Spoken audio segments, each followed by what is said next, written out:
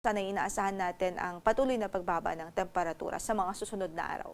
Magiging maulap pa rin ang papaurin at mataas pa rin ang tsansa ng halos maghapon na mga light to moderate rains o katamtaman hanggang sa kuminsan ay malakas na mga pag-ulan dito po sa Bicol Region at Northern Samar. Yan ay dulot po ng shear line. Ito po yung salubungan ng hangin from the northeast at yung hangin po na galing sa silangang bahagi ng bansa. Samantala, dahil naman sa amihan, magdudulot din ng maulap na papaurin at mga pag-ulan dito po sa Aurora, Quezon Province, sa Bulacan, Laguna at maging sa Rizal Province. So sa mga kababayan natin dyan, huwag kong kalimutang magdala ng payong bilang mga pananggalang sa ulan. Samantala yung amihan din, patuloy magdudulot ng mahihinang pag-ulan.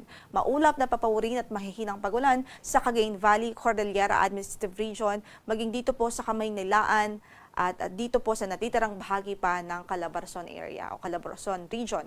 Asahan natin ang maulap na papaurin at may tsansa po ng mahihinang pag-ulan anytime of the day. Kaya't kung saan man ang lakad natin sa araw na ito, huwag kong kalimutang magdala ng mga pananggalang sa ulan. Samantala sa Ilocos Region at natitirang bahagi ng Central Luzon, asahan natin ang bahagyang maulap hanggang sa maulap na papaurin at tsansa lamang ho ng isolated o pulupulong mahihinang mga pag-ulan dahil naman sa amihan.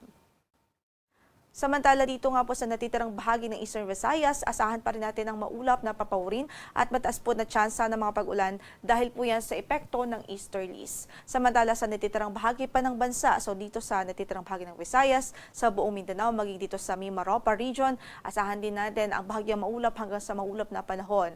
Ibig sabihin, generally ay fair weather naman po, liban sa mga daglian at mga isolated na cases ng dagliang pag-ulan o mga localized thunderstorms. Usually naglalast po yan from 5 minutes up to 1 hour.